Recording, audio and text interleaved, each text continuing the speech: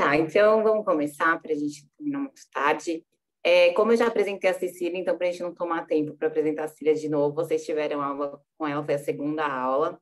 Felizmente o Fábio não pôde comparecer hoje por alguns problemas pessoais, mas ele mandou a Cecília, que é tão competente quanto, e vocês sabem que a aula dela é um espetáculo, então tá com você, Cecília.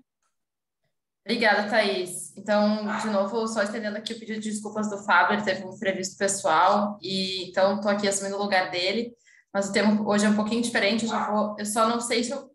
Aqui. Não estava aparecendo o compartilhamento de tela, mas agora vem. Peraí, já vou compartilhar minha tela com vocês, e a gente começa.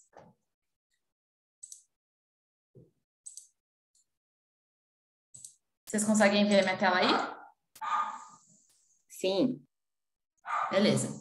Bom, então, gente, a aula de hoje, então, é sobre takedown de conteúdo e titularidade de NFTs. É uma aula que é muito boa de se dar no final, porque ela já parte do pressuposto que já foi dado todos os conceitos de NFT, está todo mundo ciente dos principais impactos em matéria de propriedade intelectual envolvendo o NFT.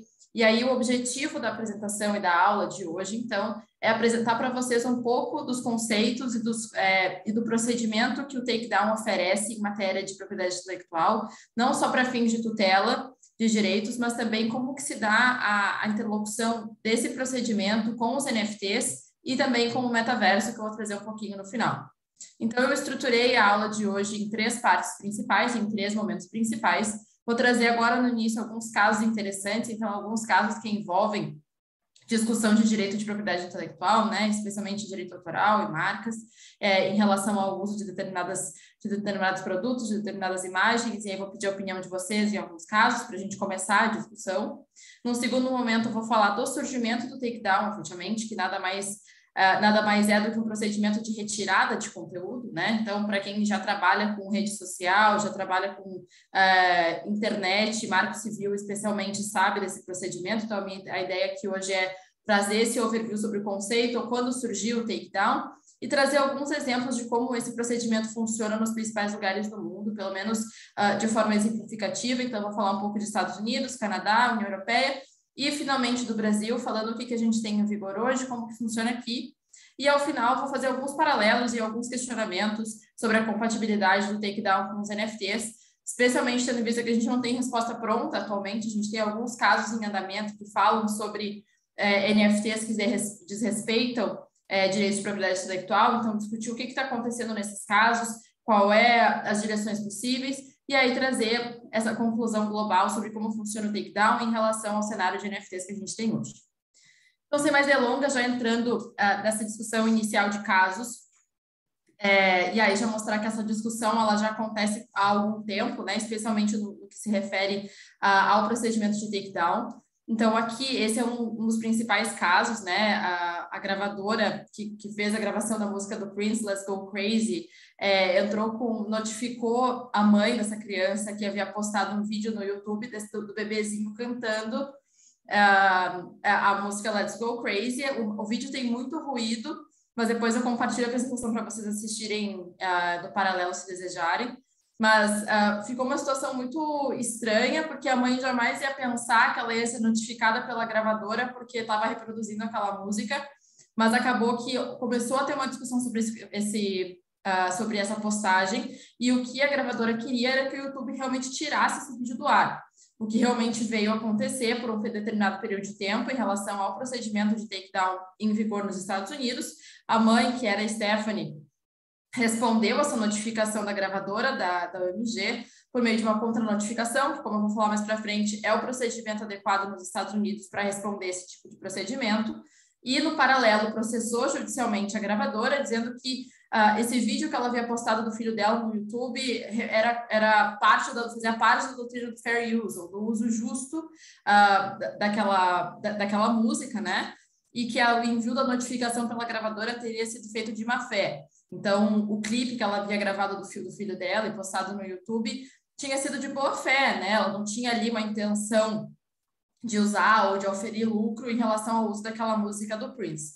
E depois de muitas idas e vindas, né, o procedimento autônomo de takedown previsto nos Estados Unidos não funcionou, a discussão acabou sendo sediada judicialmente, e a mãe da criança acabou vencendo o processo na Justiça dos Estados Unidos, e ainda conseguiu que o vídeo fosse mantido no YouTube, né? Então, esse vídeo ainda está lá, obviamente, consegui colocar aqui, mas é um início de discussão com relação ao fato de que as empresas estão atentas, né? As empresas, as pessoas como um todo, estão atentas ao uso dos seus bens de propriedade intelectual, por assim dizer, né? Então, da música que está sendo utilizada aqui, mas, nesse caso, a gravadora não obteve êxito porque se entendeu que se estava dentro de uma doutrina de uso aceitável. Um outro caso, e aqui eu vou mostrar para vocês exatamente o que é o caso desse NFT. O Fábio sempre mostra, e eu acho que é um caso muito bom. Vocês continuam vendo minha tela aí? Então, esse é o NFT. Vocês estão vendo que tem uma pessoinha que está aqui numa boia, e ela está tomando uma cerveja bem tranquila. O NFT é esse videozinho, né? Então, vocês estão vendo que ela tá essa pessoinha está com uma cerveja na mão, a cerveja cai, e aí fica esse amontoadinho de cervejas, né? E toda a discussão que surgiu foi que a marca da cerveja Pepsi Blue Ribbon dizia que essa cervejinha que caía era a da Pepsi Blue Ribbon. Então, começou toda uma discussão de violação de marca, porque a marca da cerveja estava discutindo que estava sendo utilizada a marca dela sem a devida autorização. Então, começou uma discussão nesse sentido. Aqui não foi um procedimento de takedown, foi uma notificação realmente judicial. E aí, quem fez e cunhou o NFT, no caso concreto, argumentava que não dava para identificar com certeza que a marca, qual era a marca da cerveja, no caso concreto, né? Fica muito discreto. Eu coloquei aqui o print no slide para ficar um pouco mais claro para vocês. E assim, não dá para ver na distância do NFT, a não ser que eu faça um zoom, faça um print muito mais aproximado, não dá para ter certeza que é a Pepsi Blue Ribbon de uma forma inequívoca. Então, ficou essa discussão. Se haveria uso irregular de marca, se precisava ter autorização, ou se entrava na doutrina do fair use, né? Então, nesse caso, se entendeu que foi legal o uso da marca, porque não dava para identificar inequivocamente que era a cerveja essa em questão, e mesmo que fosse a cerveja Pepsi Blue Ribbon, estaria enquadrado no fair use, né? Estaria se fazendo aqui uma paródia, não haveriam... a argumentação foi mais nesse sentido. Um outro caso é o caso da Davina, o NFT, esse que está na parte esquerda da tela de vocês, é um NFT, então, que ele tenta reproduzir as características mais marcantes do rosto do David Michelangelo, e aqui, de novo, se sustentou se haveria uma violação de direitos autorais, né, por conta dessa paródia da estátua do David Michelangelo. Mas, assim, a grande questão aqui a discussão ela é um pouco diferente do caso anterior, então se falava de domínio público, se falava dos direitos atrelados à obra do Michelangelo, que já existe há tantos anos, né, e se entraria no fair use novamente. Então, toda a discussão aqui girou em torno disso. Também se entendeu que era legal, eu acho que aqui o caso é um pouco mais evidente, né, por ser já uma obra que está em domínio público há muitos anos, mas, de toda forma, se suscitou de novo essa discussão em relação à violação de direitos autorais, justamente por conta da semelhança com a obra do David Michelangelo. Outro caso é o caso do Drake, que também é um NFT, vou mostrar aqui para vocês. E aqui dá para ver, até no OpenSea, então um marketplace bem famoso, né?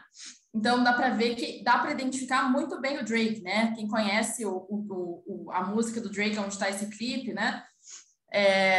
E ficou muito famoso, o pessoal faz sticker dessa pose do Drake, então acabou ficando muito conhecida essa pose, o NFT foi cunhado, mas sem autorização do artista, né? Então, se sustentou novamente uma violação de direitos autorais, se haveria uma violação de direito de imagem, né? Então, as perguntas que ficam aqui são: quem é realmente o titular dos direitos autorais da foto, né? É o Drake? É a pessoa que mintou, que registrou o NFT no OpenSea? É necessário uma licença? Ou é necessário promover modificações significativas na imagem para fins de dispensar ou não a autorização do autor, né? Então, aqui, algumas pessoas argumentavam isso, que para que fosse necessário obter autorização do titular do direito autoral para fazer esse NFT, teria que ter uma alteração significativa na imagem. Nesse caso, como vocês podem ver, aqui eu até coloquei a imagem original para fazer o contraponto em cima, dá para ver de uma forma muito clara que é o Drake, né? Então, tem as mesmas características, até para ver a reprodução do símbolozinho da jaqueta aqui para baixo, é claro que com algumas diferenças, mas em essência dá para identificar que é o Drake, dá para identificar quem é a pessoa, e é uma coisa muito recente. Então fica essa contraposição da doutrina do fair use, então desse uso justo, com os riscos envolvidos em matéria de tutela dos direitos de propriedade, dos direitos autorais, né? Trazendo essa discussão se é necessário modificações significativas ou não. Então, obviamente, nesse caso, se entendeu que esse NFT seria ilegal, seria irregular do ponto de vista de propriedade intelectual por desrespeitar as garantias atreladas aos direitos autorais, né? Especialmente por não ter modificação significativa no NFT e não ter autorização do titular de direito autoral nesse caso. Uma outra situação é desse NFT que é muito legal, que é o Stereo Trip. Vou mostrar aqui para vocês também.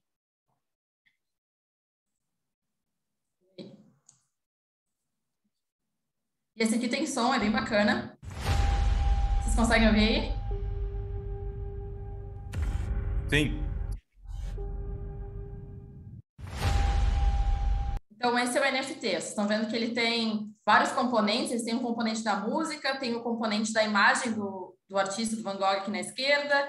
Tem mais aqui uma outra pessoa na direita, que não dá para identificar muito bem quem é, se parece o Dali, se é um outro artista. E tem a pintura do Van Gogh no fundo, que é a Noite Estrelada, que é bem famosa, mas com esses efeitos de vídeo, né? Da obra meio que se mexendo. E também tem a foto desse painel de controle, né? Pode ser de um avião, pode ser, enfim.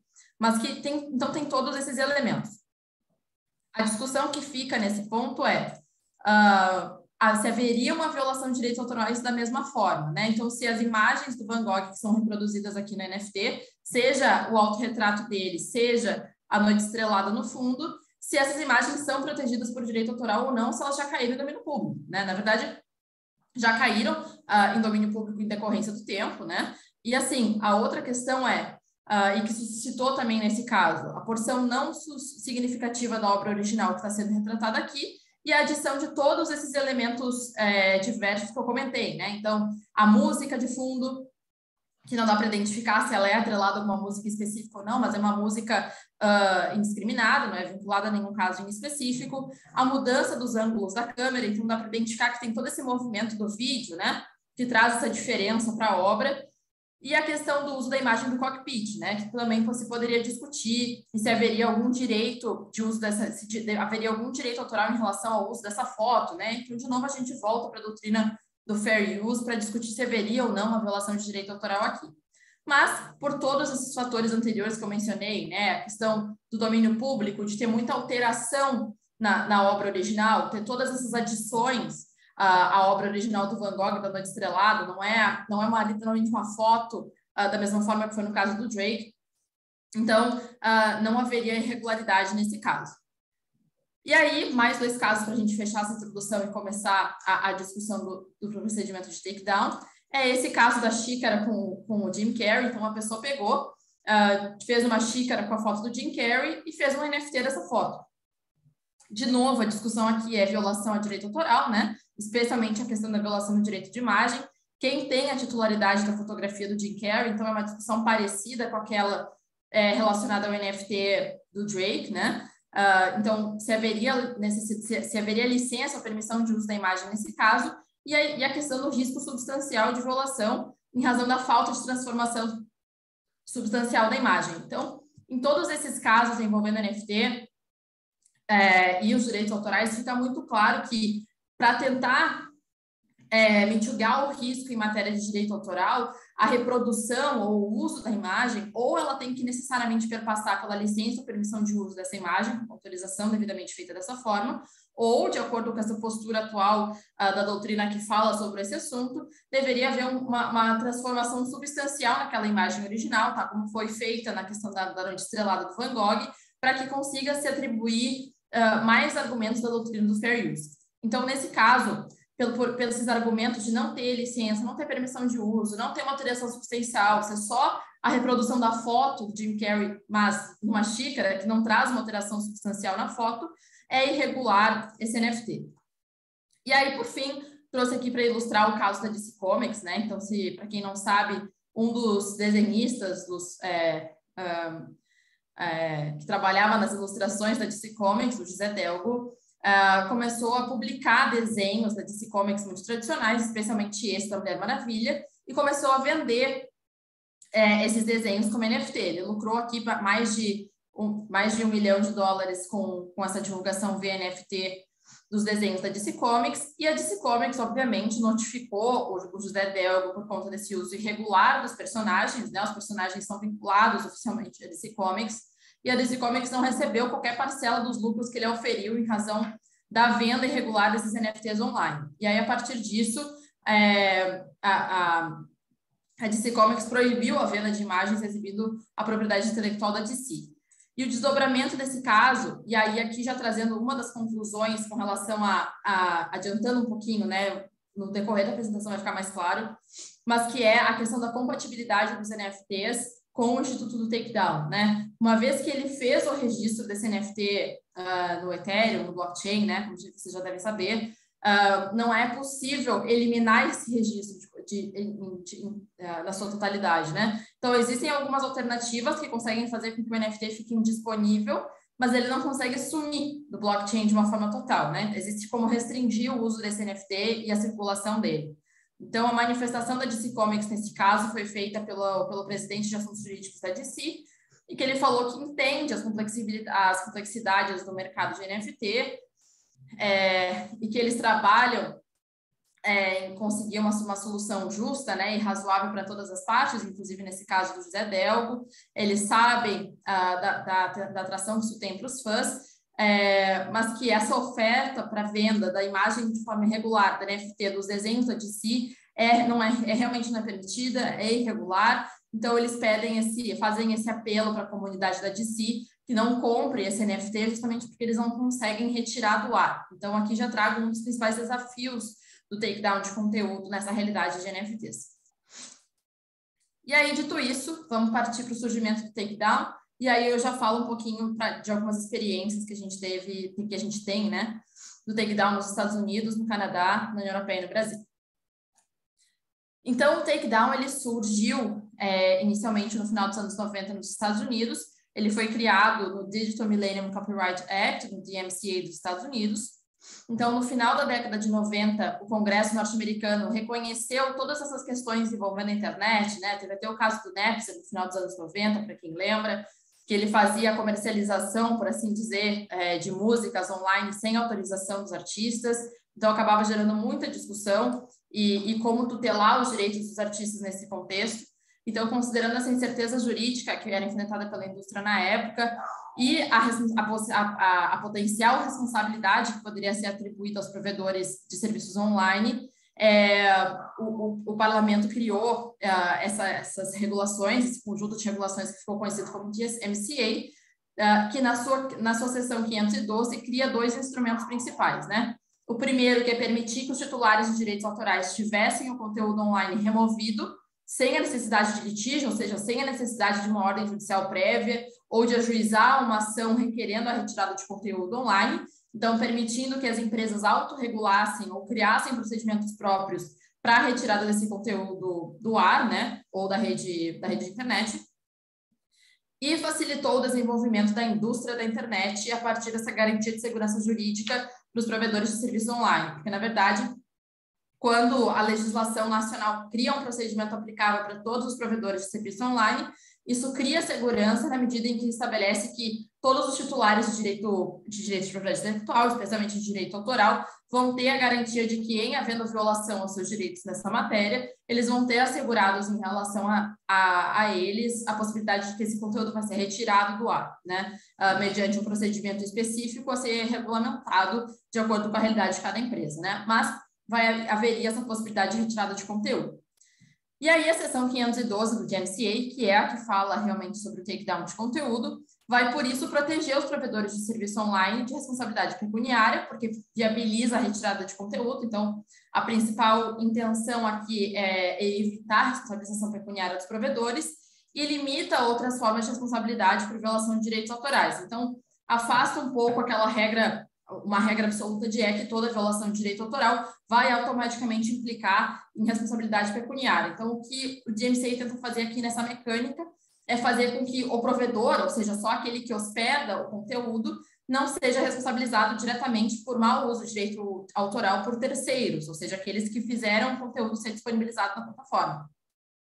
Então, isso ficou conhecido como portos seguros, né, ou safe harbor, justamente por fazer essa relativização da responsabilidade pecuniária. Então, o racional que fica é, em troca da cooperação com titulares de direitos autorais para remover o conteúdo infrator, os provedores de serviço online vão atender a essas condições, que é o procedimento de takedown de conteúdo, e a partir desse procedimento eles vão se acautelar, vão garantir a regularidade dos seus procedimentos online. Então, esse é o conceito, esse é o surgimento do takedown nos Estados Unidos. E aí aqui eu vou trazer um pouco do procedimento do takedown, como que funciona nos Estados Unidos efetivamente, tomando por base esses parâmetros.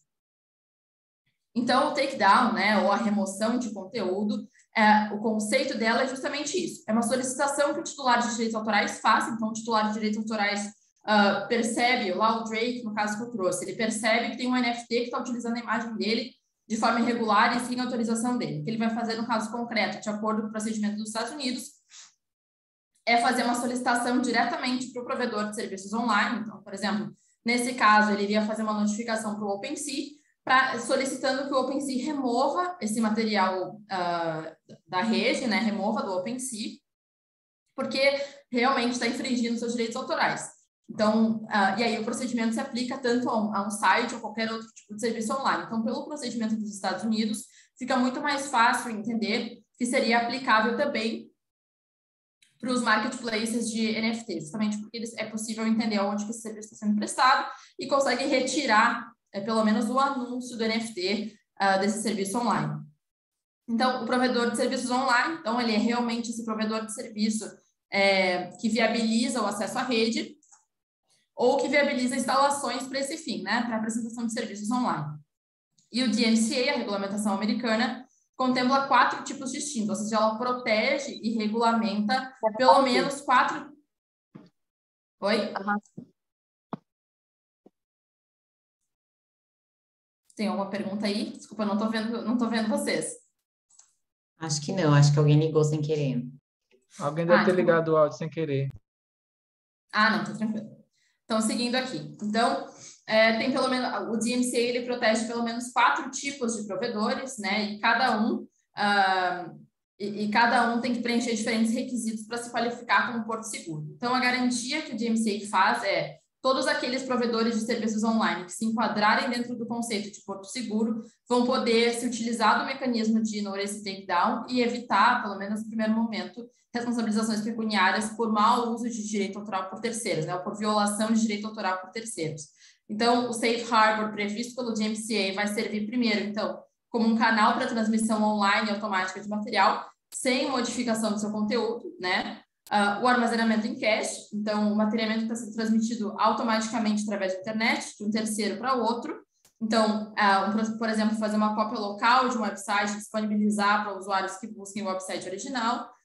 Hospedar o material por solicitação de um usuário no sistema de rede e referenciar ou vincular usuários a sites também online usando ferramentas de localização. E aí aqui para trazer uma noção de como funciona esse procedimento. Então, como é tradicional nos Estados Unidos, eles trazem essas diretrizes gerais na regulamentação, então no parágrafo 512 do DMCA, e a partir disso eles descrevem exatamente como o procedimento deve funcionar, inclusive com um template do que a notificação deve conter.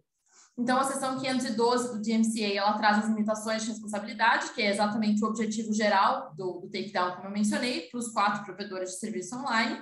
E aí, o Safe Harbor vai proteger os provedores de serviço dessa responsabilidade por violação de direito autoral. E os 4 tipos de provedores de serviço online e as condições são as seguintes, que estão aqui na parte direita da tela, né? Então, os threshold requirements, ou os requisitos para limitação da responsabilidade, se subdividem em 2, né? Então, o primeiro é identificar qual é a conduta, qual é a situação que está sendo registrada e, eventualmente, pensar de fazer uma ação judicial ou não, ou seguir o procedimento de no-risk takedown previsto no DMCA, né? E aí, a partir desse segundo braço de possibilidade, que é seguir o no-risk takedown, então vai ter esses 3 limites específicos, né? Que é identificar se está sendo feito esse armazenamento em cache, que é a primeira possibilidade, identificar onde que está o conteúdo nesse ponto, se há essa questão de hospedagem, entender quais são os parâmetros de conhecimento e habilidade que o provedor, nesse caso concreto, tinha de controlar o conteúdo ou não, e nessa mesma linha, como que esse conteúdo está sendo vinculado a terceiros, enfim. Mas para deixar isso de uma forma um pouco mais simples, porque realmente da forma que o DMCA apresenta é realmente complexo, Então, os conteúdos que tem que ter especificamente no processo de notice antes do takedown, então o procedimento que o titular do direito autoral tem que seguir para conseguir notificar o provedor de conteúdo é, primeiro, a assinatura na sua notificação, tem que identificar claramente qual é o material protegido por direito autoral, ou enfim, ou a lista de todos esses materiais. Então, lembrando, são aqui os conteúdos que a notificação do titular de direito autoral tem que conter. Além disso, a identificação do material ou atividade infratora. Então, o titular ou o notificante, né, ele é obrigado a conseguir caracterizar o conteúdo que tá violando o seu direito autoral de uma forma realmente específica, inclusive com indicação de link. Indicar também as informações de contato do titular dos direitos autorais ou do agente autorizado, né? Então, indicar as suas informações de contato, se é o titular que está fazendo a notificação ou quem o está representando. Uma declaração de que ele acredita de boa fé que o uso do material não foi autorizado por ele mesmo, né? Ou, enfim, o representante faz essa declaração em nome dele. Então, aqui fica muito claro que, na ausência de uma ordem judicial, fica obrigado o notificante a declarar que ele está fazendo esse processo de boa-fé, e não com o objetivo de auferir lucro indevidamente ou de lesar esse terceiro indevidamente. E o último requisito é juntar uma declaração de que as informações da notificação são precisas. Então, de novo, a gente está falando de um procedimento que supre uma ordem judicial. Então, todos os requisitos para tentar mostrar que essa declaração é de boa-fé têm que ser cumpridos. Então, nesse caso, além da própria declaração de boa-fé, o notificante, né, o titular do direito autoral ou seu representante, tem que juntar essa declaração de que ele acredita ser o titular dos direitos autorais e fazer prova disso. Aí aqui eu juntei o exemplo aliás, o template que o governo dos Estados Unidos publicou para tentar facilitar esse procedimento, né? Então, aqui já tem todos os campos para serem preenchidos. Esse é o modelo de notificação, então, que o autor vai ter que preencher. Então, tem espaço para o nome dele, já tem a ordem que as informações devem ser seguidas. Então, a ideia é que ele preencha isso e envie para o provedor de conteúdo que está divulgando irregularmente um conteúdo que viola seus direitos autorais. Agora, em contraponto à notificação, o DMCA também prevê um processo de contra-notificação, que nada mais é do que um direito de defesa do provedor ou ainda um direito de esclarecimento realmente em relação a esse conteúdo que foi disponibilizado. Então, a ideia aqui é que se um usuário, ou enfim, o titular do direito autoral, o representante, ou qualquer outra pessoa, acreditar que o material foi removido, então a gente está falando de uma situação em que foi feita a notificação que ou o conteúdo foi retirado ou não, então se há uma discussão com relação à necessidade de manter ou não esse conteúdo no ar, se o material foi removido como resultado de erro ou de uma identificação incorreta do material, o usuário ele pode enviar uma contra-notificação solicitando a reintegração do material. Então, aqui é um procedimento acessório e que visa justamente a viabilizar uma correção ou, enfim, suprir o eventual procedimento que foi feito de forma equivocada.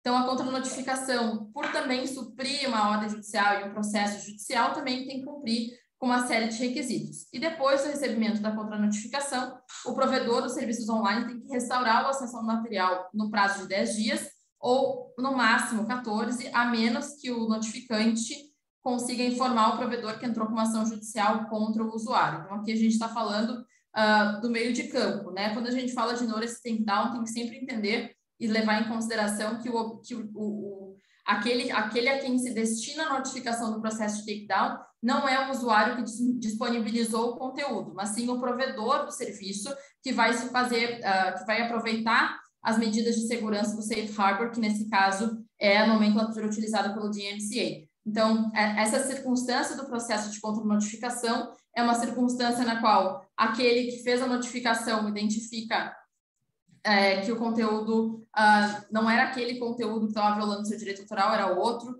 ou alguma situação nesse sentido. Então, os requisitos que esse documento tem que contemplar são pelo menos 4. O primeiro, de novo, é a assinatura física ou eletrônica do usuário, a identificação do material que foi removido ou cujo acesso foi desativado, a declaração de que o usuário acredita que o material foi removido ou desativado como resultado de erro, e o nome, endereço e número de telefone do usuário, com uma declaração que o notificante consente com a jurisdição do Tribunal Distrital Federal dos Estados Unidos para eventual demanda judicial envolvendo isso. Então, esse aqui seria o procedimento, por exemplo, que a Stephanie, a mãe lá daquela criança que estava cantando a música do Prince, que foi o primeiro exemplo que eu trouxe, utilizaria. Ela traria essa contra-notificação dizendo que o material que ela colocou lá no YouTube, na verdade, não viola direito autoral e não deveria ter sido retirado do ar. E aí aqui também tem um modelo de contra-notificação disponibilizado pelo governo dos Estados Unidos para ser seguido nesse tipo de caso. Então, um resumo aqui do processo de Notice Takedown dos Estados Unidos, de acordo com o DMCA, primeiro a notificação. Então, o titular dos dados envia o aviso ao provedor que o material infrator está sendo divulgado irregularmente. O provedor vai agir naquele prazo de 10 a 14 dias para remover o acesso ao material. O provedor de serviços online vai notificar o usuário que remeteu a notificação, vai remeter, uma notificação para o usuário que fez o upload do material e que alegadamente estava utilizando o material de forma irregular, em violação aos direitos autorais. Então, vai notificar que o conteúdo vai ser retirado do ar. O usuário vai enviar uma contra-notificação. Então, o usuário que fez o upload no YouTube, por exemplo, solicitando a reexibição do material, por exemplo, se acreditar que a remoção foi feita por engano. E, por fim, um último passo possível é o restabelecimento do acesso ou enviar uma ação judicial. Então, existe esse último passo, que é, se o provedor de serviços restaurar o acesso ao material, se houver quaisquer das situações, né? Se a contra-notificação for procedente e o provedor de serviços online restabelecer o conteúdo online, então o usuário inicial, o titular de direito autoral, pode entrar com uma ação judicial contra o provedor ou contra o provedor e o usuário que fez o upload, ou ainda o contrário, né? Pode haver uma discussão exatamente no sentido contrário, de ser indevida realmente a exibição e o provedor ter reexibido o conteúdo. Então, ainda é possível uma ação judicial ao final, mas o procedimento preferível e a regra do procedimento nos Estados Unidos é que, em havendo uma violação de direito autoral em relação à disponibilização de conteúdo online, o procedimento a ser seguido é o do Notice Takedown.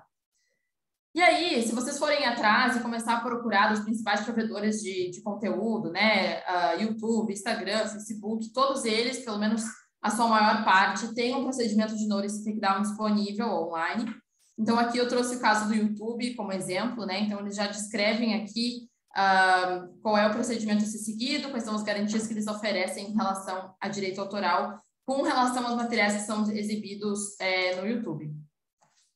E aí, aqui eu trouxe mais a título de exemplo, né, considerando todas as discussões que existem, especialmente nos Estados Unidos, com relação ao uso irregular de marcas, especialmente, né, para trazer um paralelo em relação a outro tipo de propriedade intelectual. Então, o direito americano assegura o direito de ser destruído esse produto online que está utilizando irregularmente uma marca que já está registrada. Então, aqui só para trazer isso a título ilustrativo.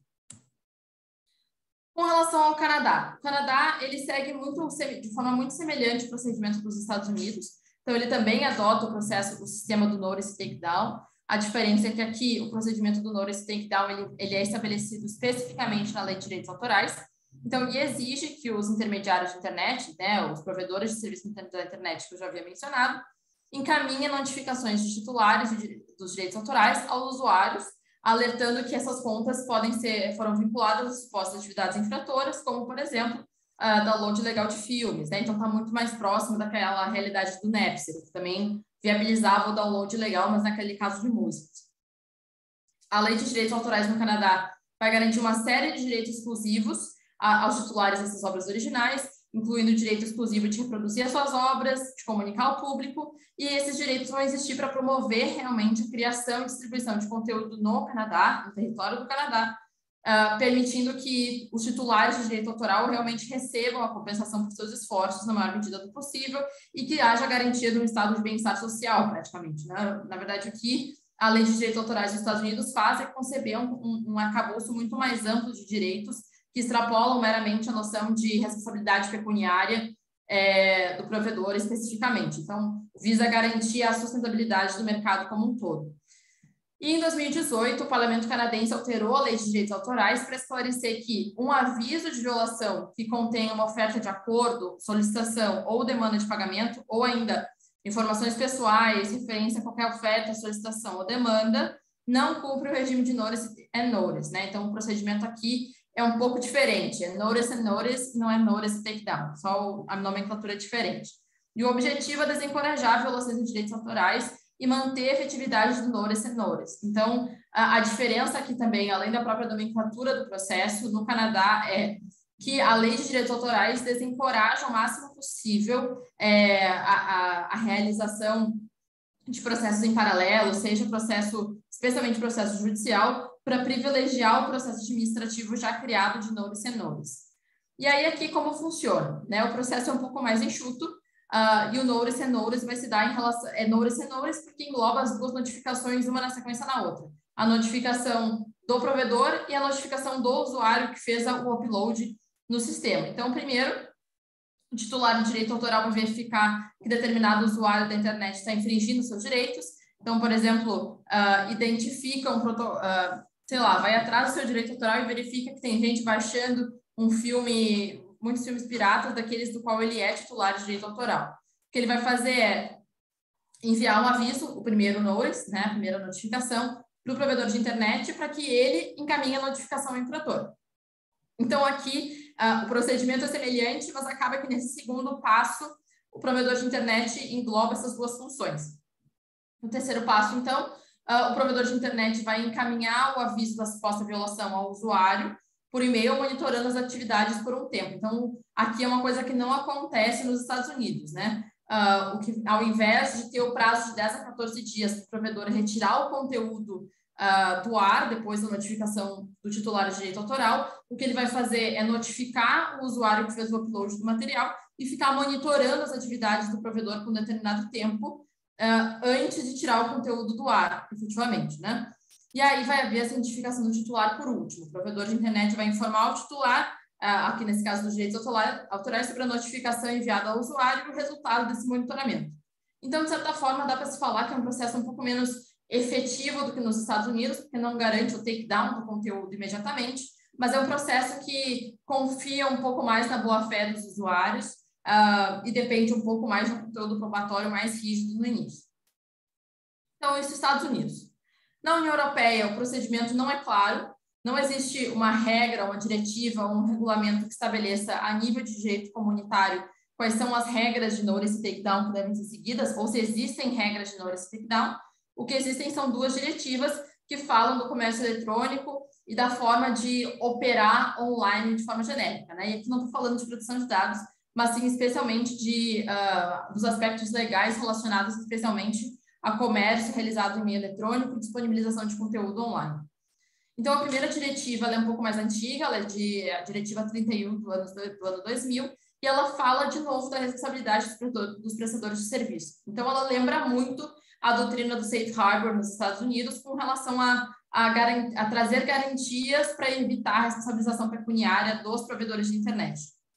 Então, os prestadores de serviço que atuam como prestadores de serviço de transporte, armazenagem ou armazenagem temporária ou em servidor, não vão ser responsáveis pelas informações que transmitem ou armazenam, caso preencham determinadas condições. Então, aqui é muito parecido com o DMCA, trazendo a regra de que, salvo prova em contrário, salvo condições diferentes, acompanhadas de prova, obviamente, os prestadores de serviço online, então, nesse caso, por exemplo, o YouTube não vai poder ser automaticamente responsável pelo conteúdo que for disponibilizado na plataforma, desde que sejam observadas essas duas situações indicadas nas letras A e B aqui no slide, que é, a primeira, não tem um conhecimento efetivo da atividade ou informação ilegal, então o provedor, obviamente, ele não vai ser responsabilizado se ele não sabe da ilegalidade daquele conteúdo, né? Ele não pode ser punido por uma coisa que ele não sabe, ou caso o provedor não tenha conhecimento da ilicitude e atue com diligência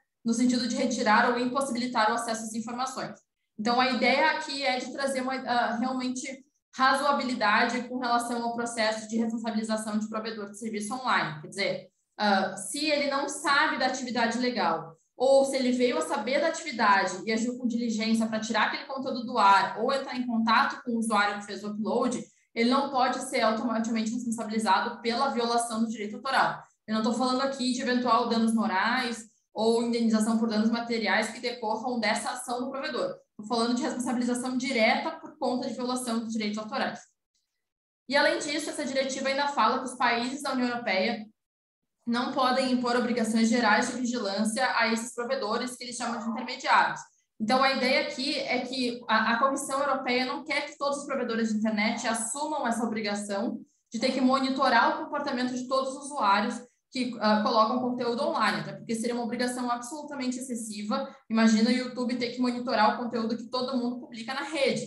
Então, ela tenta... Mas, é claro, isso é uma coisa que foi pensada no início dos anos 2000. Talvez agora tenha alguma forma de fazer essa verificação. Inclusive, a gente sabe muito conteúdo que é publicado, por exemplo, no Instagram e que vai contra as regras da plataforma são retiradas do ar, né? Então, mas a ideia aqui, não havendo esse procedimento que hoje o Instagram adota, era de não impor essa obrigação de vigilância como regra para todos os provedores.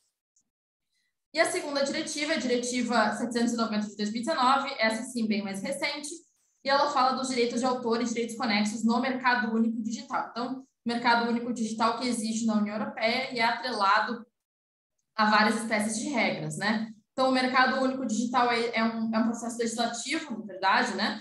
Que visa eliminar as barreiras comerciais entre países da União Europeia para contribuir com essa integração entre os países da União Europeia, viabilizar maiores trocas econômicas, ou trocas econômicas mais frequentes, e desenvolver de forma mais aprofundada o conceito de mercado interno, né? Porque, como a gente sabe, ainda que a União Europeia seja uma zona territorial comum e que tenha livre circulação de valores e pessoas, a questão é que o fato é que ainda existem muitas fronteiras bem estabelecidas internamente, especialmente no que diz respeito aos sistemas financeiros, moedas diferentes e algumas restrições com relação à circulação de mercadorias, pessoas, serviços e capital, né? Então, a ideia dessa diretiva é aprofundar essa colaboração intrabloco. E, a partir disso, essa diretiva, então, que regulamenta o mercado único digital, vai estabelecer primeiro normas que visam uma harmonização maior do direito da União Europeia aplicável aos direitos de autor. Então, a ideia é reconhecer que existem muitas empresas que atuam dentro do bloco europeu, então é mais vantajoso e é mais organizado, inclusive, que as mesmas regras, pelo menos em matéria de direito de autor e direitos conexos, sejam harmonizadas para fins de tutelar todos esses direitos e viabilizar utilizações digitais e transfronteiriças de conteúdos protegidos. Esses conteúdos produzidos que são produzidos e que são objeto de proteção autoral, né? Além disso, essa diretiva ela fala de regras em matéria de exceção e limitação do direito de autor e direitos conexos, facilitação de licenças, regras para bom funcionamento do mercado de exploração de obras, dentre outras disposições. Mas, especificamente, o que ela faz é criar normas mais rígidas para o uso de material protegido por direito autoral para combater principalmente pirataria e distribuição de conteúdo online que viola direitos de autor. Então, de novo, o que essa diretiva faz é, em grande medida, ratificar a diretiva anterior do início dos anos 2000 no que se refere às exceções de responsabilidade do provedor de internet, mas reforça a necessidade de reconhecimento de direitos autorais aplicáveis no bloco como um todo, para vedar, para facilitar o combate à pirataria, então, lembrando muito do processo de Notice and Notice do Canadá, e a distribuição irregular de conteúdo, então, conteúdo que viola direito de autor. Então, esse é um overview internacional no que se refere à matéria de notice e takedown, especialmente de takedown. Como vocês devem ter percebido, existem muitas diferenças regionais, mas o principal elemento aqui é tentar evitar a responsabilização automática do provedor de serviços online, porque o legislador entende, em grande medida, que o provedor de serviço online, o YouTube, o Instagram, o Facebook, na verdade, eles são só o objeto do desenvolvimento tecnológico, aliás, mais do que isso, eles são aqueles que provêm o desenvolvimento tecnológico e viabilizam todas essas vantagens e inovações. Então, a ideia é que não se responsabilizem eles diretamente por violações de direitos autorais, mas que se utilize, então, que se ofereça a esse provedor um safe harbor, um ambiente seguro, dentro do qual se possa, alheio à intervenção judicial como regra, um caminho de comunicação entre o titular do direito autoral e o usuário que fez o upload regular de determinado conteúdo, né? Mas tudo isso ainda estou falando de ambiente digital, de internet, não cheguei ainda na questão dos NFTs, porque aí a complexidade vai ser um pouco maior, como vocês vão ver na sequência. Agora, para falar de Brasil, para a gente fechar esse contexto regulatório em matéria de como se fala, de como funciona esse takedown no Brasil. No Brasil é um pouco diferente, então o que a gente tem aqui é o Marco Civil da Internet, e a regra é que, em havendo notificação, ela deve ser embasada necessariamente em uma ordem judicial. Então, o Marco Civil da Internet, ele não reconhece a semelhança do que acontece no Canadá e nos Estados Unidos, um procedimento específico que as empresas podem seguir, podem estabelecer de acordo com os seus termos de uso, para viabilizar que os titulares de direito autoral reclamem acerca de reclamem sobre uma determinada publicação online que viole seus direitos autorais e viabilize uma solução mais célere junto do usuário que fez o upload do conteúdo. Então, o que o Marco Civil da Internet faz é condicionar a retirada do conteúdo necessariamente a uma ordem judicial. Então, o artigo 18 do Marco Civil da Internet diz que o provedor de conexão à internet não será responsabilizado civilmente por danos decorrentes de conteúdo gerado por terceiros, o que é muito bom e reflete a tradição regulatória nesse ponto, tanto da União Europeia quanto do Canadá e dos Estados Unidos, como eu já havia falado antes, mas, na sequência, no artigo 19, diz que o provedor de aplicações de internet somente poderá ser responsabilizado civilmente por danos decorrentes de conteúdo gerado por terceiros, se, após ordem judicial específica, ou seja, não dá para direcionar a solicitação direto para a empresa, ou, enfim, para o provedor, genericamente falando, sem uma ordem judicial específica, e se não tomar as providências para, no âmbito dos limites técnicos do seu serviço e dentro do prazo assinalado, de novo, na ordem judicial, tornar disponível o conteúdo como infringente, apontado como infringente. Então, a regra no Brasil é, ainda que o provedor de conexão não possa ser responsabilizado automaticamente por danos causados por terceiros dentro desse conteúdo que foi publicado online, a regra é seguir um procedimento de ordem judicial, procedimento judicial padrão, e não viabilizar um processo em paralelo, autorregulado pelas empresas, como acontece nos Estados Unidos e no Canadá. Então, seguindo as previsões do artigo 19, no seu parágrafo 2º, então o artigo 19, que é esse que fala da necessidade de ordem judicial para retirada de conteúdo, no seu parágrafo 2º fala que a aplicação do disposto no artigo para infrações de direitos de autor ou direitos conexos depende de previsão legal específica, que deve respeitar a liberdade de expressão e demais garantias previstas na Constituição, mas ainda não tem uma regulação específica que fale de notice e takedown para infrações a direitos de autor e direitos conexos. Então, falta essa previsão legal específica, e eu vou entrar nessa discussão agora na sequência com relação à medida provisória que foi publicada no ano passado pelo presidente Bolsonaro e o PL que está em tramitação na sequência, tentando reforçar algumas das disposições que eram previstas na SMP. De toda forma, o que fica aqui de questionamento é a falta de uma solução célere. Então, no Brasil, a gente não tem um procedimento facilitado para a retirada de conteúdo online que implique em violação de direitos autorais. A atuação espontânea dos provedores de aplicação, ela não é vedada, mas também não existe um procedimento para ser seguido. Então, vejam, a gente tem uma autorização legal, né, no parágrafo 2º, dizendo que é possível um procedimento dessa natureza, uma interpretação mais extensiva desse parágrafo 2º, mas o fato é que não tem. Então, a gente até pode tentar importar alguma coisa do direito norte-americano com relação ao direito autoral, mas com relação a conteúdos que violem direitos genericamente, necessariamente precisa de ordem judicial. E, além disso, o Ministério da Justiça vem atuando no combate à pirataria digital, então, seguindo um pouco a linha das medidas da União Europeia, e bloqueou já mais de 330 sites e aplicativos de transmissão ilegal de conteúdo, removeu perfis e páginas em redes sociais que estavam relacionados ao financiamento de pirataria ou que viabilizavam pirataria, né? Então, aqui, venda de conteúdo sem autorização autoral. Inclusive, tem um recurso extraordinário em tramitação na STF sobre esse assunto, e para quem se interessar sobre essa questão de retirada de conteúdo e combate à pirataria, eu deixei aqui alguns conteúdos no slide para quem queira dar uma olhada para mais para frente. E aí, o recurso extraordinário que eu comentei, o recurso 1037.396, ele fala exatamente da proteção dos direitos de personalidade, da garantia da liberdade de expressão, em razão da prática de ato ilícito por terceiro, especificamente do ponto de vista da fiscalização e exclusão de conteúdo pelo prestador de serviços. E aqui se discute exatamente a extensão do artigo 19 do Marco Civil da Internet e se ele seria aplicável do ponto de vista do que garante a Constituição em matéria de direitos fundamentais, especialmente os direitos fundamentais, o direito fundamental à liberdade de expressão. Então, o que se discutiu nesse caso seria se era possível ou não condicionar a retirada de perfil falso ou tornar indisponível o conteúdo como infringente somente após ordem judicial específica.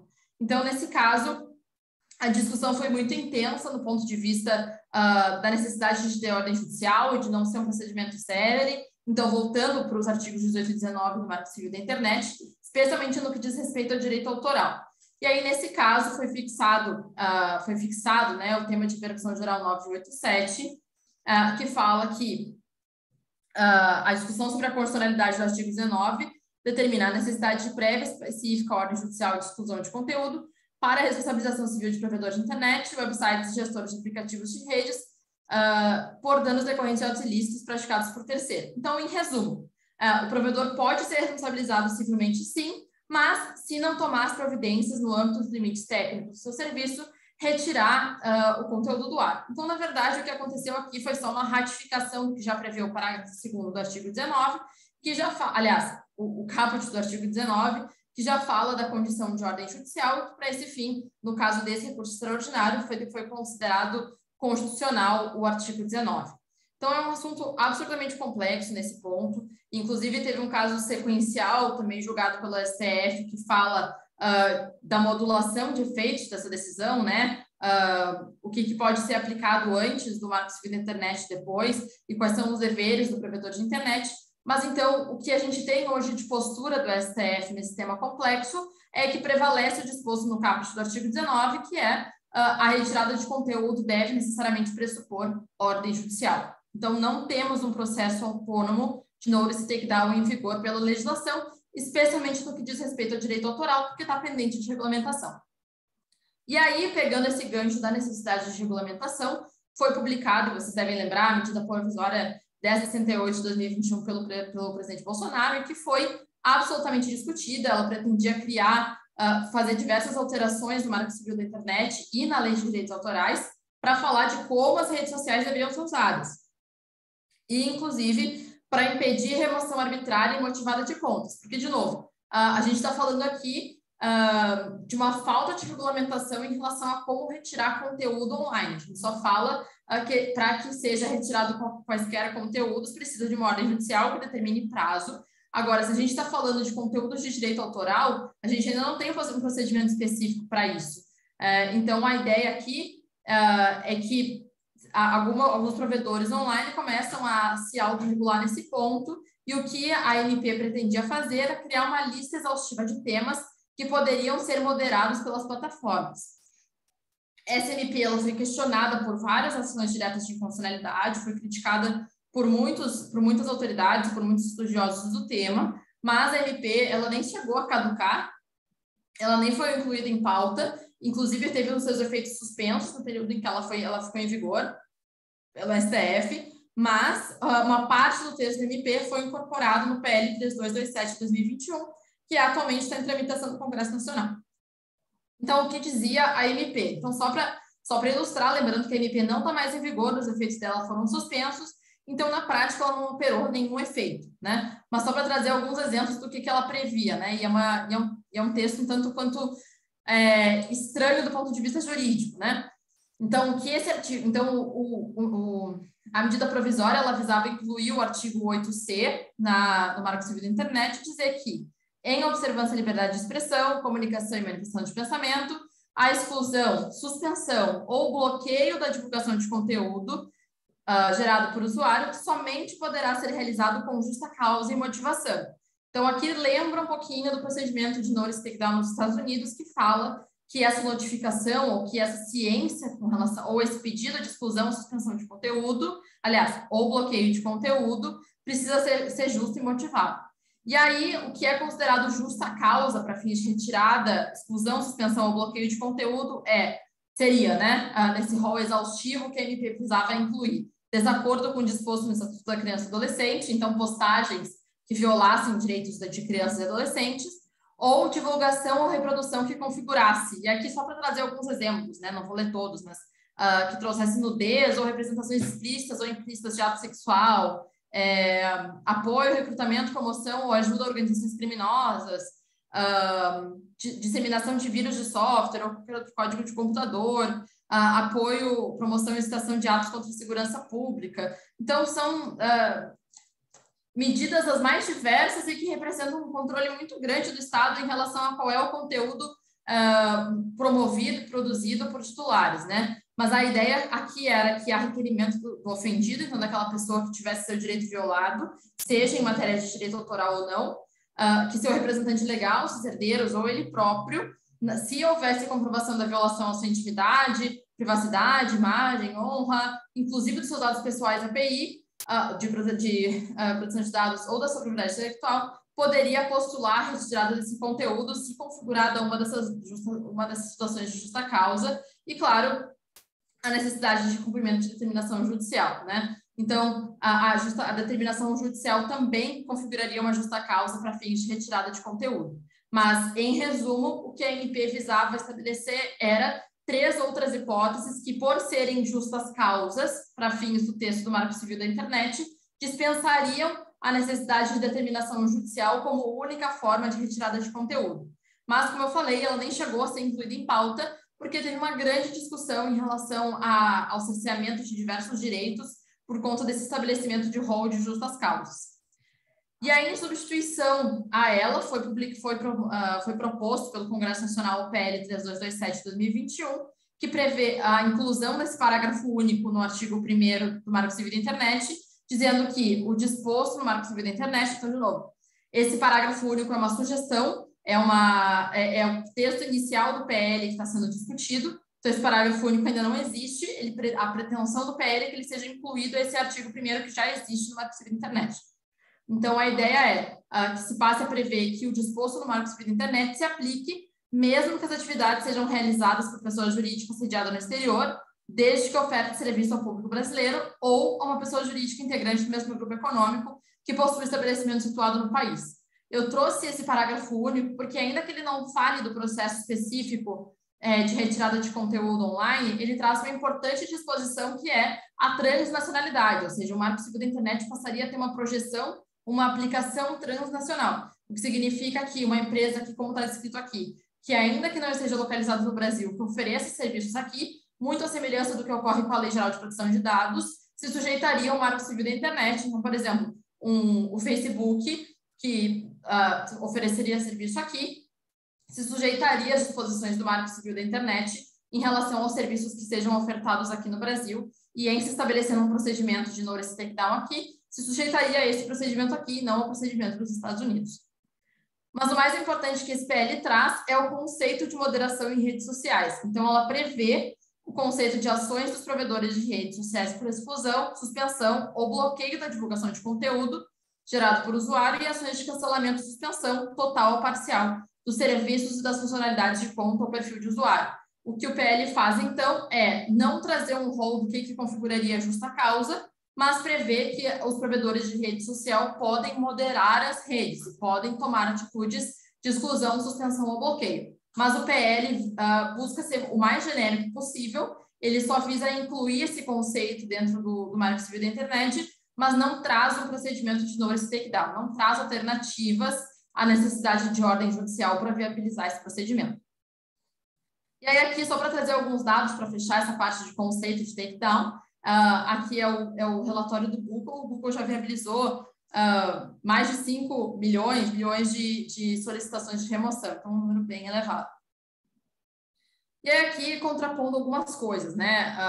O procedimento de notice takedown é um processo um tanto quanto complexo para quem não conhece. No Brasil, acaba virando um processo complexo pela falta de um processo autônomo que viabilize o takedown, né? Então, acaba ficando sujeito à ordem judicial, mas tem uma série de vantagens, né? Então, aqui eu poderia destacar a proteção de detentores de direitos autorais que pretendam retirar de circulação esses conteúdos de uma forma relativamente facilitada, num processo relativamente simplificado. No sistema americano, caso não ocorra contra-notificação, o conteúdo vai ser retirado de 10 a 14 dias, então é um processo extremamente célere, independe de decisão de interferência judicial. E no processo judicial de notice takedown, a decisão pelo judiciário e não cerceamento à liberdade de expressão com potencial censura prévia. Então, o que a lei brasileira acaba garantindo a partir da ordem judicial é que não vai haver censura de conteúdo pelas empresas. Entende que a existência de um juiz como intermediador em detrimento do provedor de conteúdo, essencialmente, vai ser capaz de fazer essa ponderação no caso concreto e garantir que não vai haver cerceamento à liberdade de expressão. Agora, com relação às desvantagens, a gente pode mencionar pelo menos 4 questões, né?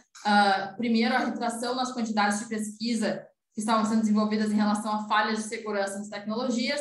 Então, o que o procedimento de Knowledge Takedown faz é isentar um pouco os provedores de responsabilidade para além do Safe Harbor, né? Mas fazer com que as empresas deixem de investir em mecanismos de segurança, garantia de prevenção à fraude, porque elas sabem que se independentemente de eu verificar ou não se meu sistema, se os conteúdos que estão na minha plataforma garantem os direitos autorais, se alguém suspeitar que tem uma violação, eles vão me notificar e eu tiro o conteúdo do ar, né? Isso nos Estados Unidos e no Canadá.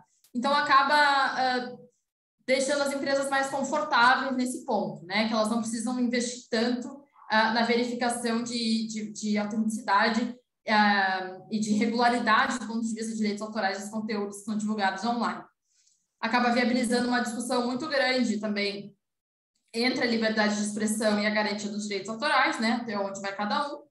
Além disso, o DMCA nos Estados Unidos vai conceder aos titulares o poder de eliminar unilateralmente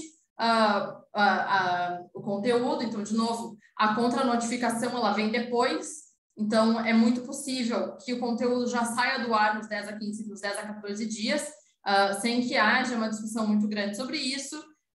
Então, pode haver uma discussão também sobre qual é a amplitude do direito de defesa aqui e pode também impedir a concorrência e inovação, porque ao invés de concentrar na pirataria, que é o foco da regulamentação não europeia, no Brasil, por exemplo, muitos usam esse mesmo mecanismo para impedir concorrentes legítimos, né? Então, eu vejo que, enfim, tem uma empresa que está produzindo um produto muito semelhante com o meu, eu acho que, ou está publicando uma música que é muito semelhante com a minha, e eu uso o mecanismo do Knowledge Takedown do DMCA para ficar recorrentemente tentando tirar esse conteúdo do ar. Claro que tem todos os requisitos de justificativa, de fundamentação, de boa-fé que se espera, e obviamente alguém que age dessa forma pode muito provavelmente ser responsabilizado na esfera legítima para isso, na esfera competente para isso, mas é uma desvantagem também que pode decorrer do takedown.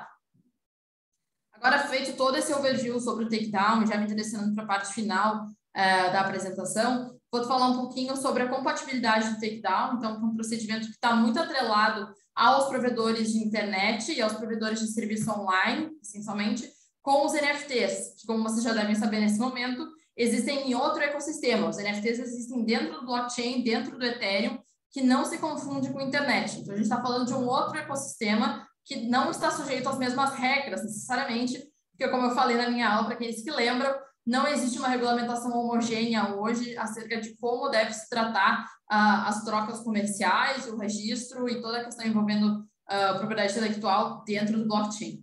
Então, vamos lá. Aqui, para quem deve lembrar, eu também trouxe um pouco dos impactos na apresentação que eu fiz na minha aula, lá no início do curso.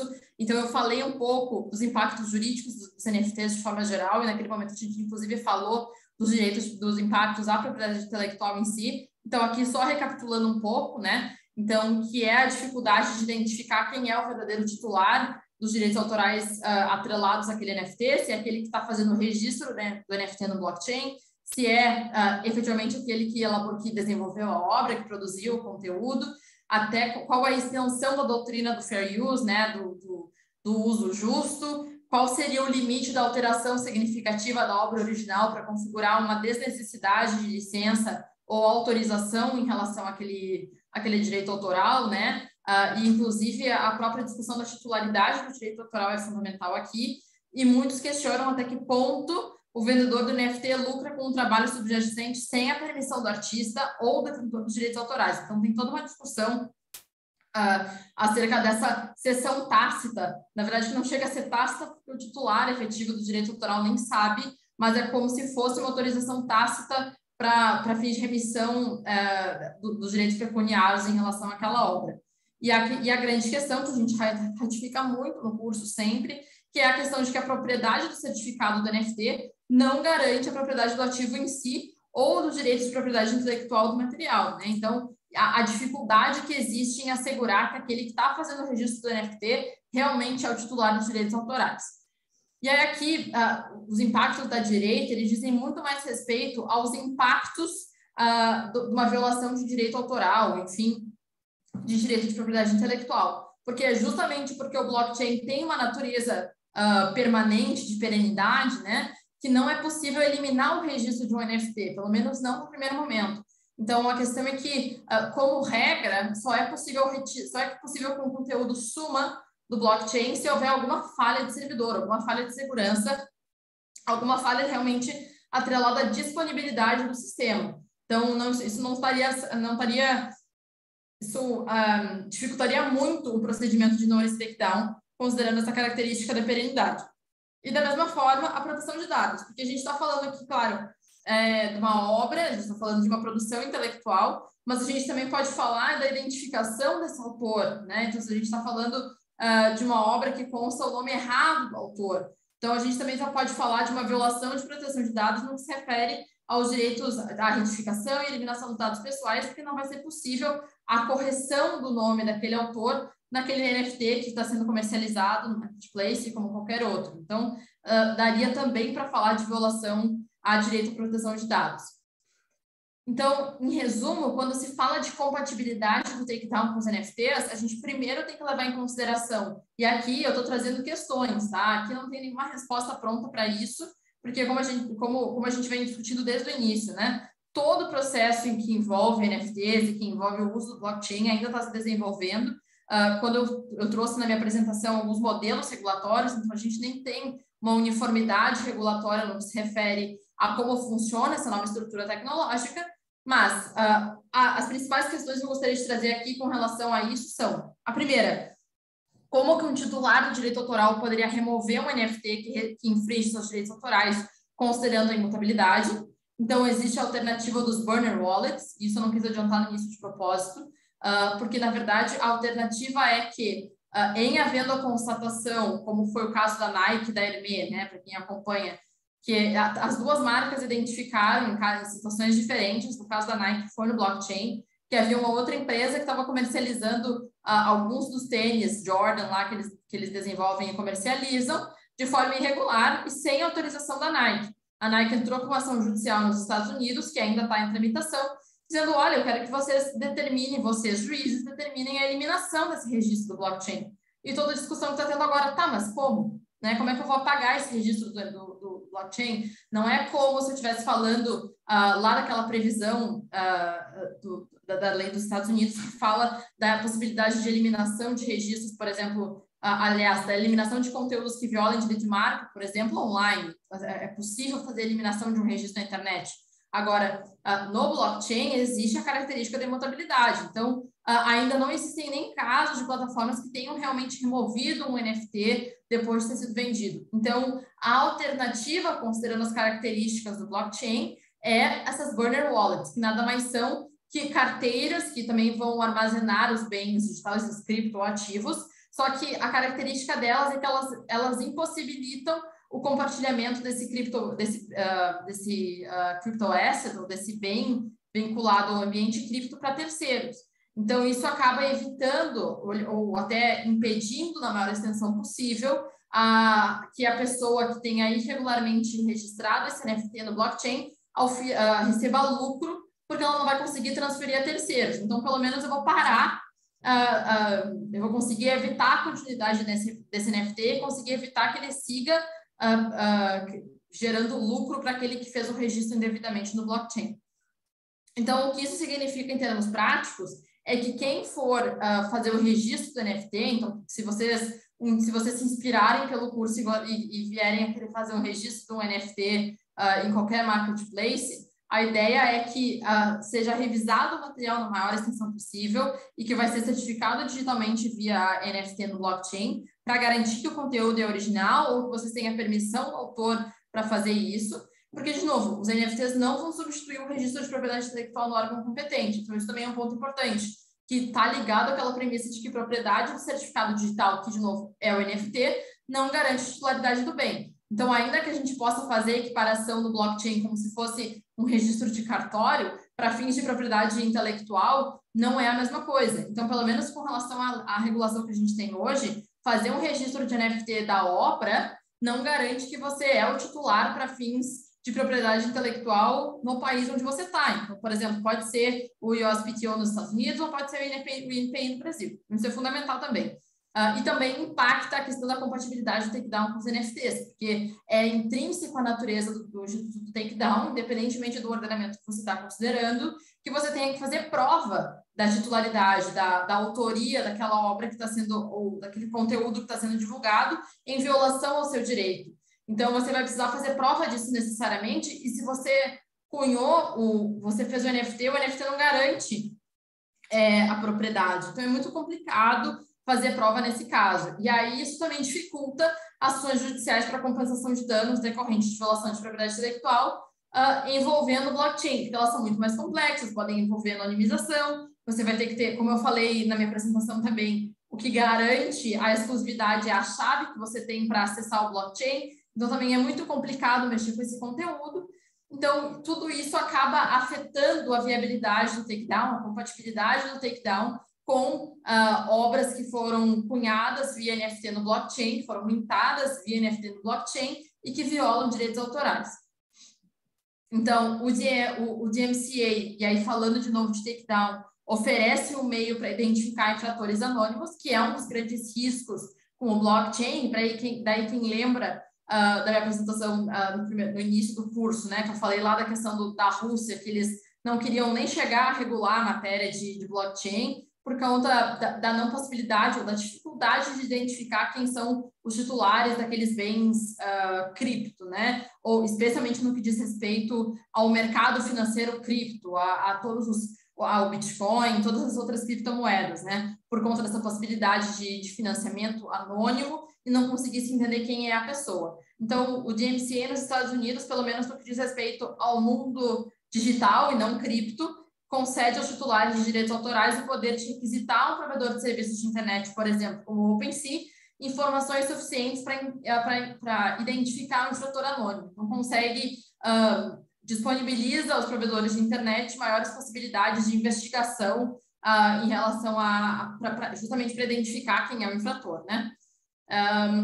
E aí a questão que fica também é se os sistemas de takedown existentes são efetivos no caso de NFTs. Então, a gente volta para essa discussão que a gente estava tendo até agora, que é o fato de que, se no Brasil, por exemplo, já é difícil fazer o notice takedown sem uma decisão judicial por determinação legal, imagina conseguir estender isso para blockchain, considerando que a gente também não tem uma regulação sobre blockchain no Brasil. Então, talvez nos Estados Unidos, e aí acho que agora, ficar atento à decisão desse caso da Nike vai ser muito importante, porque envolve violação de marca no blockchain, então, evidentemente, se trata de um direito de propriedade intelectual diferente, mas vai ser fundamental para entender qual foi o racional dos juízes no caso concreto, em se tratando da aplicabilidade da transposição de um procedimento que é adequado a uma realidade digital para uma realidade cripto. Então, é uma coisa para a gente ficar atento. Mas, de toda forma, o que fica aqui também em termos dessas discussões sobre compatibilidade do takedown com os NFTs é que tanto o minting, que é o processo de registro do NFT no blockchain, quanto a venda dos NFTs são suscetíveis a fraude e violação de direitos autorais. Então, o fato de você ter uma chave única que viabiliza a unicidade, a exclusividade daquele registro, de novo, não garante que você é o titular do direito autoral. E a fraude ela pode ocorrer em diversos momentos, inclusive quando alguém vende o NFT de uma obra em domínio público, alegando falsamente titularidade de direitos autorais sobre um ativo subjacente como uma obra original, né? Pode acontecer também quando uma pessoa que não é o autor ou o titular dos direitos autorais do ativo para o qual o direito autoral subsiste registra o NFT e declara falsamente que é autor ou que é o proprietário dos direitos autorais, e tudo isso é viabilizado, de novo, pelos recursos de anonimato do blockchain que eu mencionei e pela característica da imutabilidade. Então, tudo isso complica o instituto do takedown com os NFTs. Então, a conclusão que me parece mais viável nesse momento é: talvez nos Estados Unidos, a depender da configuração do entendimento judicial recente, talvez seja possível transpor alguns dos mecanismos do takedown para o ambiente cripto, mas não eliminaria o registro do NFT que viole direitos autorais ou que viole direitos de marca do blockchain. Isso tem que ficar muito claro. O que a determinação judicial pode fazer em relação à característica do blockchain é determinar que esse NFT seja direcionado por uma burn wallet que inviabiliza a circulação desse bem para terceiros, desse bem em cripto, né? Agora, a eliminação propriamente dito desse NFT não vai acontecer por uma inviabilidade técnica, que é a própria característica do blockchain. E aí, para fechar e já me direcionar para o fim, eu fiz questão aqui, considerando até essa nova tônica que a Thaís deu para essa terceira edição do curso, e que é sensacional, é trazer um pouco do paralelo com o metaverso. Porque para quem está acompanhando também as notícias recentes, e são várias, está tendo muita discussão sobre violação de marca no metaverso, porque assim, não tem muito controle, e as marcas estão aproveitando muito esse movimento e esse boom do metaverso e esse espaço frutífero para fazer comercialização de bens, porque afinal de contas, pelo metaverso, eu posso entrar, eu não preciso sair da minha casa para experimentar um tênis, né? Eu não preciso sair da minha casa para experimentar uma roupa. Então, e só para ressaltar, né, para não ficar dúvidas, o metaverso é uma coisa diferente do blockchain. O metaverso não depende de Ethereum, não depende de chave única e exclusiva.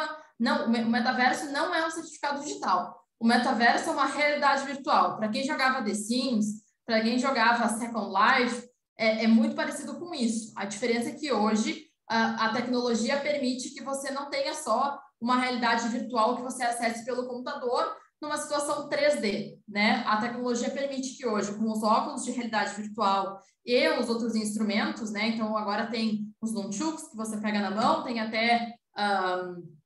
agora me faltou o nome, mas aquelas coisas que você usa no hospital para fazer monitoramento cardíaco e tal, você pode colocar no seu corpo para fazer, para viabilizar a experiência sensitiva do metaverso, e a partir disso você vai se transpor, você não vai sair da sua casa, mas você vai por meio do óculos de realidade virtual, você vai aceder a um espaço diferente, um espaço virtual, e porque você vai estar conectado com todos os, lembrei, sensores, e os nunchucks você vai conseguir provar e tal, e você vai conseguir sentir realmente assim, todas as sensações que você teria no mundo real, no metaverso. Então, como você vai poder ter acesso a bens nesse local em paralelo, como se você estivesse dentro do The Sims, as marcas estão aproveitando esse espaço e essa amplitude de oportunidades para criar e vender itens virtuais que imitem o design ou a marca de produtos de terceiros, sem que tenham que cumprir com quaisquer regras, porque elas ainda não existem. Não existem regras no metaverso, pelo menos não por enquanto. É claro que existe uma discussão muito grande sobre se haveria uma transposição do direito nacional aonde você está no metaverso para o próprio metaverso, mas isso é uma interpretação e ainda não existe decisão sobre isso, entendeu? Não existe um entendimento homogêneo sobre isso. Então, o que se discute aqui é a proteção e efetividade dos direitos de propriedade intelectual para coibir a atuação de contrafatores virtuais. Então, o que o metaverso, por toda essa introdução e explicação que eu trouxe, faz é fomentar indiretamente a atuação dos contrafatores a partir dessa simulação ou dessa criação irregular de bens que violem direitos de propriedade intelectual de outras empresas ou de outras pessoas, né? E aí, o que fica aqui em termos de recomendação é tentar identificar o local. É muito difícil identificar o local onde ocorreu a violação do direito de propriedade intelectual, né? E, de novo, como eu já havia antecipado, qual seria a legislação a considerar? De novo, aqui tem um caso da Nike, da Hermès, envolvendo... E aqui fazendo uma correção. Tem dois casos da Nike. Tem um envolvendo NFTs e tem esse envolvendo o metaverso, e o caso da Hermès também é no metaverso, não é envolvendo blockchain diretamente. Mas a questão é, para garantir a autenticidade do metaverso, se usa NFT. Então, ainda que para acessar esse ambiente digital, você não precise estar no blockchain, você não precisa do blockchain, porque você está num ambiente que se utiliza numa tecnologia diferente. Como não existe como declarar autenticidade no metaverso, as transações são feitas por NFT, porque daí o bem é anunciado lá no metaverso e você conclui a sua compra por meio do seu computador ou, enfim, com a sua chave do blockchain que você está utilizando. E aí, apesar da prática de contratações no metaverso ser relativamente recente, né? Os titulares de PI já podem adotar várias medidas para ampliar a proteção e a efetividade dos seus direitos, sem prejuízo de outras, mas as principais seria, considerando a territorialidade da proteção de registro de marca, por exemplo, é muito recomendável que as empresas que vão publicar, que vão comercializar obras no metaverso, e vão comercializar produtos no metaverso, considerem os locais que têm os maiores números de provedores de usuários do metaverso, escolham essa jurisdição e registrem a sua marca nessa jurisdição. Então, para tentar criar uma certa territorialidade para o metaverso, coisa que, por exemplo, não existe com o blockchain, que usa uma rede global, e trazer a proteção marcária a partir dessa territorialidade. E, além disso, avaliar a possibilidade de obter registro de marcas não tradicionais. Então, por exemplo, uma coisa que no Brasil pouco se fala, né, que é a questão das marcas sonoras ou de imagem e desenvolvimento, e talvez tentar trazer uma discussão um pouco mais aprofundada sobre a viabilidade dessa proteção sonora, para trazer uma proteção um pouco mais abrangente para os titulares desses direitos, especialmente nas jurisdições que aceitam essas modalidades de registro, né? E, por fim, a outra recomendação é a expansão da proteção marcária com a obtenção de registros em determinadas jurisdições para facilitar a remoção de conteúdo. Então, uma vez que você consegue territorializar o local de prestação de serviço, ou o local de oferecimento do produto ou serviço, você consegue transpor, e aí no metaverso, como eu não estou falando de blockchain, eu consigo fazer isso, porque eu consigo territorializar o uso dessa tecnologia, então adotar procedimentos específicos de notice e takedown, né? Tal como se eu estivesse falando de um provedor de internet sediado no Brasil, porque, afinal de contas, se eu estou no metaverso, eu estou na minha casa, porque eu só estou com óculos de realidade virtual e eu consigo aceder a esse local como se eu estivesse acessando um site. Então, a ideia é que, talvez, no metaverso, um processo de notice e takedown seja mais fácil. O que dificulta é que, como eu vou estar utilizando NFT para concluir a minha compra, ou para fazer a transferência da propriedade, porque, afinal de contas, eu não estou fisicamente no local, acabe que também existe alguma dificuldade em relação ao processo de notice e takedown. Mas, de toda forma, esse estabelecimento de uma presença própria no metaverso ainda é muito discutível. Aqui são só ideias para a gente discutir. Como eu falei, não existe resposta em relação a isso, mas a atuação no metaverso pode permitir o monitoramento das atividades que ocorram nesse novo universo de uma forma mais prática, e eu acho que é um pouco mais viável, um pouco mais fácil de identificar a irregularidade em relação aos direitos de marca, enfim, ou os próprios direitos de propriedade autoral, aliás, de produção autoral, por conta dessa diferença entre a estrutura do metaverso e do blockchain. Então, gente, de forma geral, era isso. O conteúdo, ele é um pouco árido em relação a essa natureza, por não ser tão comum no direito brasileiro e não ter uma discussão tão ampla no Brasil com relação a como funciona o notice takedown. A gente nem sequer fala muito sobre isso, porque o mecanismo é essencialmente judicial, mas a minha ideia foi aqui trazer um overview para vocês em relação a como funciona isso no mundo. O material vai ficar para vocês, tem todos os links ali, para quem quiser se aprofundar nos aspectos pontuais. E acho que o que fica aqui de recomendação é acompanhar os casos atuais, especialmente da Nike, de discussão de notice takedown no metaverso, a partir do uso de NFTs, para entender qual é o racional e como vai ser tutelada a proteção de direitos de propriedade intelectual no metaverso, a partir de mecanismos cripto, e especialmente acompanhar o PL que foi proposto no final do ano passado, para entender se vai haver ou não alteração do marco civil da internet em termos jurídicos, para tentar viabilizar uma alternativa à ordem judicial para retirar conteúdo online. Mas então, gente, era isso. Deixa aqui o meu contato de novo, o contato do Fábio. Aqui está o LinkedIn dele também para quem quiser se conectar. O Fábio também publica bastante. Então, fiquem à vontade de entrar em contato com a gente. E agradeço de novo a atenção de todos.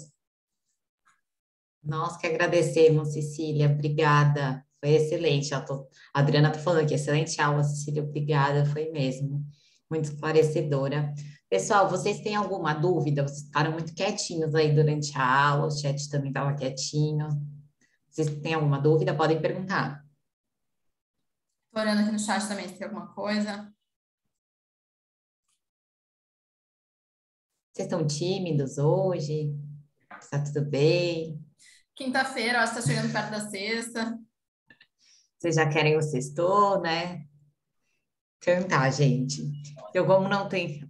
Olha o microfone.